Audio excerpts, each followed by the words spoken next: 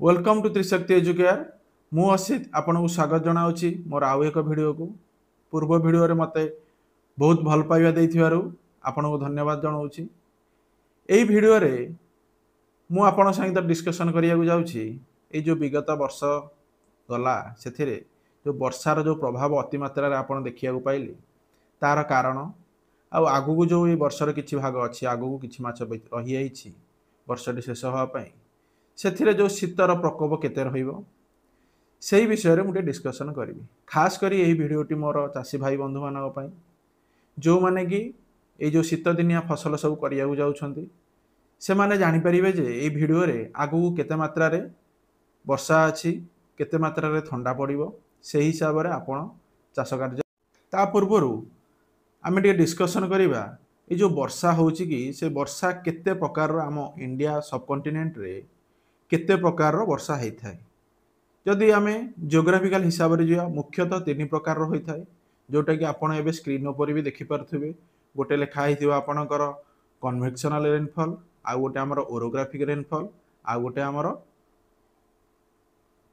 Cyclonic rainfall. ताहले ए जो तीनटा रेनफॉल रहिला आ व्यतीत भी गोटे रेनफॉल हुए जोटा कि रेनफॉल मीन्स वर्षा हुए जोटा कि वेस्टर्न डिस्टर्बेंस जो होता है सेटा को आम वेस्टर्ली भी बोली कही था। एबे आम डिस्कशन करिबा टाइप्स ऑफ रेनफॉल उपर। मु फास्ट कहली जो ओरोग्राफिक रेनफॉल कहले आम कौन बुझती मु संक्षेप में कही दउछि सब जगह पूरा डिटेल्स रे न जाइकी आपण माने जेमिति बुझी परिबे सेही हिसाब रे कही दउछि कारण आगु को मेन टॉपिक टा आगु को हमर अछि सेहितरे मु भलसे डिटेल्स रे आपण को बुझेइबी।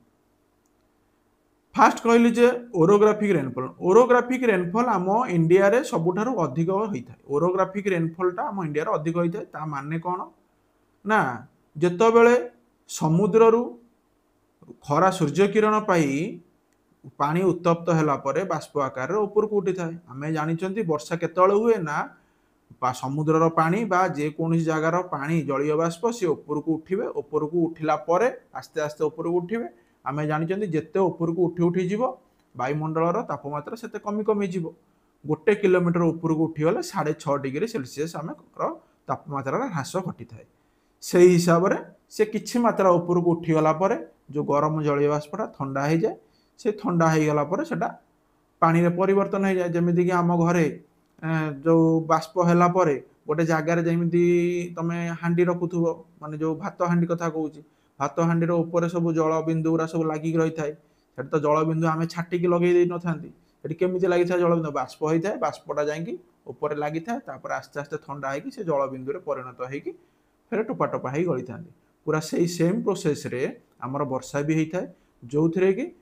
माने सूर्य किरणर तापरे पानी माने पानी गरम होई थाए से पानी गरम हेकी बाष्प रे परिणत हेई ऊपर को जाए ऊपर को गला परे वायुमंडल तापमात्रा ह्रास पाई थाए से ह्रास पाइले जल बिंदु सदृश हो जाती से बाष्प गुड़ा तापर से माने भारी माने ओजनिया हेकी से माने माध्याकर्षण शक्ति द्वारा तल को गली पड़ी था आम से वर्षा बोली कही था। ताहले ओरोग्राफिक रेनफॉल मीन्स जो समुद्रर पानी गुरा बाष्प होगी ऊपर को उठिला जोटा कि ऊपर को उठीगला पर आम से बाष्पटा बादल बोली कही था। से बादल गुरा कौन करती ना आस्ते आस्ते समुद्र कूलरू जो स्थल भाग आड़ को आसी था जो स्थल भाग आड़ को आसी था से माने जाइके माड़ हुंती बड़ बड़ जो माउंटेन रेंजेस रे माउंटेन माने पर्वतमाला जो माड़ होता से माने आगू को न जाई पारिकी सेठी ही वृष्टिपात कर दिखाती जोटा कि देख वीडियो गोटे चली आप देखिपे बहुत बादल गुरा सब आसूची से बादल गुरा गोटे पहाड़ माड़ हो जो माड़ है से से माने कौन हुआ ना वृष्टिपात कर दिखाती माने पहाड़र जो पटर से माड़ हुंती से पटर वृष्टिपात अधिक हुए तापर वृष्टिपातर संख्या कमी जाए माने वृष्टिपातर परिमाणटा कमी जाए। आउ गोटे है बहुत अल्प दिन से 15-20 दिन होता है से जो रेनफॉल टी जोटा कि आम कहते वेस्टर्न डिस्टर्बेंसटा आमर आसी था मेडिटेरियन सी आड़ भूमध्य सागरीय आड़ आसी था मैंने पश्चिम आड़ आसी था ता ना भी वेस्टर्न डिस्टर्बेंस होटा हेले आमर शीत दिन में मुख्यतः जो वर्षा होता है सेटा आमको आफेक्ट करें जोटा कि किछटा राज्य से भी लाभवान होता जो गहम चाषी मैंने वेस्टर्न डिस्टर्बेंस रे जो हल्का वर्षा होता है गहम चाष अधिक वर्षा दरकार हो न था बहुत कम वर्षा ताकू दरकार छिंचा पानी जोटा कहते छिंचा पानी टाइप वर्षा होता है वेस्टर्न डिस्टर्बेंस रे सही जो छिंचा पानी भाया वर्षा होता है हल्का वर्षा जोटा कहते होता है से जो वेस्टर्न डिस्टर्बेंस आसिले आमर शीत भी अनुभूत होता है एबे आमे जानिबा ये जो एई वर्ष जो एते मात्रा रे वर्षा है तार कारण कौन सब वर्ष तो ये जो तीन फेनोमेन पूर्वर कहली सेटा चलुची किंतु एई वर्ष एते वर्षा कौन पाई हला तार जदि मुख्य कारण मु कहिबी तीनोटी मुख्य कारण अछि गोटे हला मुख्य कारण प्रथम मुख्य कारण हला MJO जोटा कि मैडन जूलियन ऑसिलेशन बोली कहते 2 नंबर रे एल निनो 3 नंबर रे IOD इंडियन ओशन डाइपोल बोली ताको कहि ताले एबे आमे MJO IOD आउ एल निनो विषय टिके जानिबा मु संक्षेप रे कहबी जोटा कि आपण बुझी परिबे एबे आमे कहबा MJO हला मैडन जूलियन ऑसिलेशन ताले एई जो MJO हेले कोन हुए ना सारा पृथ्वीर जलवायुटा परिवर्तन हुए कौन परिवर्तन हुए MJO एमिति गोटे जलवायु सी गोटे जगार जदि सुखिला करवा आउ गोटे जगार वर्षा अधिक करे तामाने गोटे जगार वर्षा कम हम आउ गोटे जगार वर्षा अधिक हम सी एमती वेव नेचर जाए माने एठू आसला तले माने एट रहा जी लो प्रेसर रे सेठी अधिक वर्षा हम जी हाई प्रेसर रहा उच्चा सेठी कौन हम ना कम वर्षा हम सी गोटे ये ऑसिलेशन भाया जाए गोटे साइकेल भाया जाए ये जो साइकेलटा 30 दिन रु 60 दिन धरी चली थाए मीन्स जोठी वर्षा हम लगातार 30 दिन रु 60 दिन धरी वर्षा हो जमीक आम ये अनुभव करते मास मास धरी वर्षा छाड़ी ना कौटी निहाती कौटी ना कौटी गोटे वर्षा होता जदि आज कटक काली जाजपुर होदिन बालेश्वर होदिन कंधमाल होदिन कोरापुट हो सबुआड़े वर्षा लगी रही मस सारा जाक तार कारण है MJO कहली जोटा कि मैडन जूलियन ऑसिलेशन जो कहली MJO कारण कौन होता ना वर्षाटी अधिक होता आउ MJO को हेल्प किए कराउला ना एलिनोटा किंतु वर्षा करे साहाय्य करे एलिनोर काम है कौन ना वर्षा को कमेवा वर्षा को कमे एलिनोर कारण किंतु सी MJO को केमिति माने रखी पाला सेटा टिके देख बुझिले जानि परिबो MJO रो डायरेक्शन होची ईस्ट टू वेस्ट आउ एलिनो रो डायरेक्शन होची वेस्ट टू ईस्ट माने एलिनो जदी एइपट साइड रु जाउची ताले MJO एई साइड रु आसीबो माने विपरीत दिगरे से माने जाई थांते ताले एटु कोन हैला ना जेतबेले MJO जोटा कि मैडन जूलियन ऑसिलेशन जो जलवायुटा एइपट रु आसुथुला एपट रु की आसिला ना एलिनो आसिला सी कौन कला ना ये जो जलवायुटा ये एपट गोटे पवन आसपट आ गए पवन आसे दी जन जिते दी जन को सामना कले कौन है परिणत कौन है ना ये आउ को बेसी जाइपारा ना ये भी जोर जाइपारा तेणुक सी कौन कला ना MJO टा को स्लो करदेला एलिनोर कम है वर्षा करईदबनी ताने ये हूँ गोटे शुष्क जलवायु ये जोटा कि MJO ये हाथ देख देखो MJO माने कौन जोटा कि वर्षा अधिक करार अच्छी सी कौन कला जो भारत पाखक आसला जो तार माने लो प्रेसरटा भारत पाखक आसी से टाइम रे तार 1000 किलोमीटर को ना कि 1 किलोमीटर 2 किलोमीटर से मिस 1000 किलोमीटर कथा कहूँ 800,000 किलोमीटर पर एलिनो जो सेपटू आसे सी कौन करना आपको बाधा प्राप्त कर MJO को आगू को जावाई जो जलवायुटा सीना बादलटा तुम उपर को पलैले वर्षाटा हेनी आ जो तुम उपर बादलटा थी तुम भी देखुव बादल जहाँ ऊपर रोचे से वर्षा रोचे आगू देखुव बादल न वर्षा नई फेनोमेनन भी ये है जोटा कि जो बादल गुरा वर्षा केमी हम बादल गले वर्षा हम ताले जो बादल गुरा MJO रे आसुला ताकू अपोज कला किए एलिनो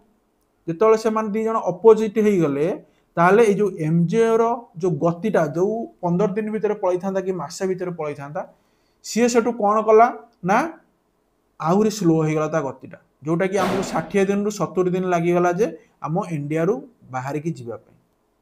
से कौन है जेहेतु MJO रहा बादल खंड गुरा रहिले आम जो ओडिशा हो इंडिया हो प्राय चारिआडे अत्यधिक वर्षा है आउ गोटे कारण कौन ना इंडियन ओशन डाइपोल कहली ताल इंडियन ओशन डाइपोल काम कौन ना सी भारत महासागर जो आम इंडिया सभा तले अच्छी से भारत महासागर पानीटा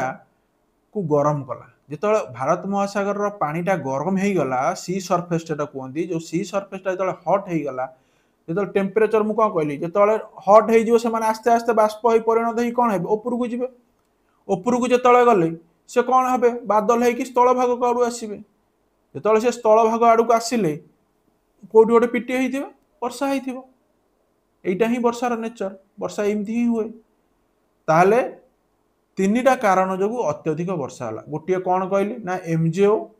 ଏମଜିଓଟା ବର୍ଷା କରାଏ, ଏଲିନୋଟା ତାକୁ ରଖିଦେଲା, ସେଥିପାଇଁ ଗୋଟେ ବର୍ଷା ହେଲା ଅଧିକ। ନ୍ୟାଚୁରାଲି ଆମର ଯେଉଁ ଓରୋଗ୍ରାଫି ରେନଫଲ୍ ମନସୁନ୍ ଆସିଥିବା ବର୍ଷା ଦିନରେ ବର୍ଷା ହେବା କଥା, ସେ ବର୍ଷାଟା ବି ହେଲା। ଆଉ ଗୋଟେ ଆସିଲା ଆମର ଆଇଓଡି, ଯେଉଁଟାକି ଇଣ୍ଡିଆନ୍ ଓସେନ୍ ଡାଇପୋଲ୍, ଯେଉଁଟାକି ଭାରତ ମହାସାଗର ଆଡ଼କୁ ଯେଉଁ ବାଦଲ ଖଣ୍ଡମାନ ଆସିକି ପିଟି ହେଇକି ୱାନ୍ ଟାଇପ୍ ଅଫ୍ ଓରୋଗ୍ରାଫିକ୍ ରେନଫଲ୍ରେ ପରିଣତ ହେଇକି ସିଏ ବି ଅତ୍ୟଧିକ ବର୍ଷା କରିଲା। ଏଇ ଯେଉଁ ଫେନୋମେନନ୍ ଗୁଡ଼ା ସବୁ ମିଶିକି କ'ଣ କଲେ ନା ଅଧିକ ବର୍ଷା କରେଇଲେ। ତାହେଲେ ଏଥିରେ ଲାଭ କ'ଣ ହେଲା ଆଉ କ୍ଷତି କ'ଣ ହେଲା? ଲାଭ ଏଇଆ ହେଲା ଯେ ବହୁତ ଜଣ ଯେଉଁ ଚାଷୀ, ଯେଉଁଟାକି ଯେଉଁ ଗୋଟେ କେତେଟା ଚାଷ ଅଛି ଯିଏକି ବର୍ଷା ଉପରେ ନିର୍ଭର କରେ, ସେମାନଙ୍କର ତ ବହୁତ କିଛି ଭଲ ହେଲା। କିନ୍ତୁ ପନିପରିବା ଚାଷ ଉପରେ ଏଇଟା ବହୁତ ଇଫେକ୍ଟ ପକାଇଲା। ଯେହେତୁ ବର୍ଷା ଛାଡ଼ିଲାନି, ସବୁ ପନିପରିବା ମାନ ପଚିଗଲା, ତାଙ୍କ ତଳି ପଚିଗଲା, ଗଛ କିଛି ଜଣ ହେଇଛି ସେ ଗଛ ବି ଗଛରୁ ବି ପଚି ଯାଇଛି। ବହୁତ ଜଣ ସେଥିପାଇଁ ଲସ୍ ବି ଖାଇଛନ୍ତି। ଯାହା ତ ହେଇଯାଇଛି, ମୁଁ ଆଗକୁ କହୁଛି କ'ଣ ହବ ତାର ଅବସ୍ଥାଟି। ତାହେଲେ ଏମଜିଓ ଏବେ କ'ଣ କରିଛି ନା ପାର ହେବା ଉପରେ, ମାନେ ମିନ୍ସ ଆଉ 15ରୁ 20 ଦିନ ଭିତରେ ଏମଜିଓ ପାର ହେଇଯିବ। ଏଲିନୋ ତା ଏପଟ, ମୁଁ କ'ଣ କହିଥିଲି, ଏପଟରୁ ଏମଜିଓ ଯାଉଛି, ଏପଟରୁ ଏଲିନୋର ପ୍ରଭାବଟା ଆସୁଛି। ଏମଜିଓ ପାର ହେଇକି ଯେତେବେଳେ ଏଲିନୋ ଆସିବ, ଏଲିନୋ ଏକ ସୁଖା ବାୟୁ ଗୋଟେ କହିଥିଲି, ମାନେ ସେଥିରେ ବର୍ଷା କମେଇବ, ସିଏ ବର୍ଷାର ପରିମାଣ ସେ କମେଇ ଦେବ, ହଟ୍ କରିଦେବ ବାୟୁମଣ୍ଡଳଟାକୁ ଟିକେ। ଆଉ କ'ଣ କରିବ, ଯେତେବେଳେ ଏମଜିଓ, ମୁଁ କ'ଣ କହିଥିଲି, ଏମଜିଓ ହେଉଛି ଗୋଟେ ସାଇକେଲରେ ଚାଲୁଛି, ଯେଉଁଟାକି କିଛି ଜାଗାରେ ବର୍ଷା କରାଉଛି, ଆଉ କିଛି ଜାଗାରେ କ'ଣ କରାଉଛି, ଯେଉଁ ମାନେ ଶୁଷ୍କ କରିଦେଉଛି, ଯେଉଁଠି ବର୍ଷା ନ ହେଉଛି। ସେଇ ହିସାବରେ ଯେତେବେଳେ ଆମ ଏଠି ୱାନ୍ସ ବର୍ଷା କରିକି ପଳେଇଲାଣି, ଫେର ଆଉ ଗୋଟେ ସାଇକେଲ ଆସିବ ତାର, ଯେଉଁଥିରେ କି ବର୍ଷା ହେବନି, ସିଏ ବି 60 ଦିନ ଚାଲିବ, 30ରୁ 60 ଦିନ ସିଏ ବି ଚାଲିବ। ତେଣୁକରି ଏବେ ଆମେ କ'ଣ ଦେଖିବା ନା ଆଗକୁ ନା ଏଲିନୋ ପ୍ରଭାବ ବି ପଡ଼ିବ, ଏମଜିଓର ଯେଉଁ ଶୁଷ୍କ ପ୍ରଭାବଟା ବି ପଡ଼ିବ। ତା ମାନେ ଇଣ୍ଡିଆନ୍ ସବକଣ୍ଟିନେଣ୍ଟରେ ଏବେ କ'ଣ ହେବାକୁ ଯାଉଛି ନା ଅତ୍ୟଧିକ ଶୁଷ୍କ ହେବାକୁ ଯାଉଛି ଜଳବାୟୁ, ଯେଉଁଟାକି ଶୁଖା ହେଇଯିବ, ମାନେ ବର୍ଷାର ସମ୍ଭାବନା ବହୁତ କମ୍ ହେବ। ଯାହାଫଳରେ କି ଶୀତର ପ୍ରକୋପଟା ଏତେ ବି ରହିବନି। ଯେଉଁ ଆମେ କହୁଛନ୍ତି ଶୀତର ପ୍ରକୋପଟା ରହିବ, ଏତେ ବି ଶୀତର ପ୍ରକୋପ ରହିବନି। ଶୀତର ପ୍ରକୋପ କେତେବେଳେ ରହିବ, ଯଦି ୱେଷ୍ଟର୍ଣ୍ଣ ଡିଷ୍ଟର୍ବାନ୍ସ ଆସିବ, ଯେଉଁଟାକି ମୁଁ କହିଥିଲି ଫାଷ୍ଟରୁ କହିଥିଲି ଭୂମଧ୍ୟ ସାଗରୀୟ ଆଡ଼ୁ, ଯେଉଁଟାକି ମେଡିଟେରିଆନ୍ ସି ଆଡ଼ୁ ଯେଉଁ ୱେଷ୍ଟର୍ଣ୍ଣ ଡିଷ୍ଟର୍ବାନ୍ସ ଆସେ, ଯେଉଁ ଆମର ଜଳବାୟୁଟି, ସେଇ ଜଳବାୟୁଟା ଯଦି ଯେତେବେଳେ ସେଟା ଆସେ କେତେବେଳେ ନଭେମ୍ବରରୁ ଡିସେମ୍ବର ଭିତରେ ସେଟା ଆସିବ। ତ ନଭେମ୍ବରରୁ ଡିସେମ୍ବର ଭିତରେ ସେଟା ଆମେ ଜାଣିପାରିବା ଯେ ଯଦି ଭୂମଧ୍ୟ ସାଗର ଆଡ଼କୁ ସେ ଜଳବାୟୁଟା ଆସିଲା, ତାପରେ ଯାଇକି ଆମକୁ ଶୀତଟି ଅନୁଭବ ହେବ। ନହେଲେ ଏଇ ଯେଉଁ ବିଗତ 15 ଦିନରୁ ମାସେ ଯାଏଁ ଆମକୁ ଏତେ ଶୀତ ଲାଗିବନି। ବର୍ଷାର ପ୍ରଭାବଟା ଆସ୍ତେ ଆସ୍ତେ କମି କମିଛି, ଯେମିତି ପୂର୍ବରୁ ବର୍ଷା ହେଉଥିଲା ସେମିତିଆ ବର୍ଷା ବି ହେବନି, ବର୍ଷାର ପ୍ରକୋପ ଆସ୍ତେ ଆସ୍ତେ କମି କମିଯିବ। ତେଣୁକରି ଯେଉଁ ଚାଷୀ ଭାଇମାନେ ଭାବୁଛନ୍ତି କି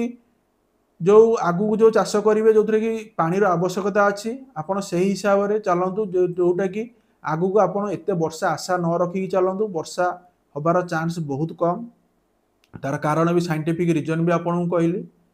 ଆଉ ଥଣ୍ଡାର ପ୍ରକୋପଟା ଆପଣ କେବଳ ସେ ଡିସେମ୍ବର ମାସରେ ହିଁ କିଛି ଦିନ ପାଇପାରିବେ, ଯେଉଁଟାକି ଅତ୍ୟଧିକ ବି ଥଣ୍ଡା ହେବ, କାରଣ ମେଡିଟେରିଆନ୍ ଯେଉଁ ସି ଆଡ଼ୁ ଯେଉଁ ୱେଷ୍ଟର୍ଣ୍ଣ ଡିଷ୍ଟର୍ବାନ୍ସ ଆସୁଛି, ସେଇଥିରେ ଆପଣଙ୍କୁ ଶୀତଟି ଅଧିକ ଲାଗିବ।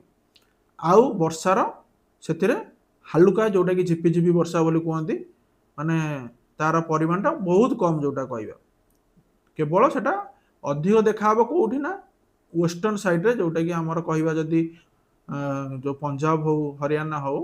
ଉତ୍ତରାଖଣ୍ଡ ହେଉ, ଏଇ ଏରିଆରେ ଟିକେ ଟିକେ ଅଧିକ ବର୍ଷା ହେବ। କିନ୍ତୁ ଆମ ପୂର୍ବାଞ୍ଚଳ ଯେଉଁ ରହିଲା, ଆମର ୱେଷ୍ଟବେଙ୍ଗଲ ହେଉ କି ଓଡ଼ିଶା ହେଉ, ଏଇ ଏରିଆରେ ଏତେ ବର୍ଷା ହେବାର ସମ୍ଭାବନା ନାହିଁ। ତାହେଲେ ଆମେ ଏଇ ଭିଡ଼ିଓରେ ଡିସ୍କସନ୍ କଲେ ଏଇ ଯେଉଁ ଚଳିତ ବର୍ଷ ଏତେ ବର୍ଷା କାହିଁ ହେଲା, ବର୍ଷା କେମିତି ହୁଏ ଆମେ ଜାଣିଲେ, ଆଉ ଯେଉଁ ଆଗକୁ ଶୀତ ଋତୁ ଆସୁଛି, ସେ ଶୀତ ଋତୁରେ ବର୍ଷାର ପ୍ରଭାବ କ'ଣ ରହିବ, ଆଉ ଶୀତର ପ୍ରକୋପ କେତେ ରହିବ, ସେ ବିଷୟରେ ବି ଡିସ୍କସନ୍ କଲେ। ଭିଡ଼ିଓଟି ଚାହିଁଥିଲେ ଅଧିକ ଲମ୍ବା ହେଇଥାନ୍ତା, ତାକୁ ମୁଁ ଚେଷ୍ଟା କଲି ବହୁତ ସଂକ୍ଷେପରେ ଆପଣଙ୍କୁ କହିବାକୁ। ବୁଝି ନ ପାରିଲେ ଆଉ ଟିକେ ଭିଡ଼ିଓରେ ଦେଖିଥିବେ, ଯଦି ବୁଝିପାରିଲେ लाइक और सब्सक्राइब टिके करेंगे। एतिक रखुची, नमस्कार। देखा हबो नेक्स्ट वीडियो रे।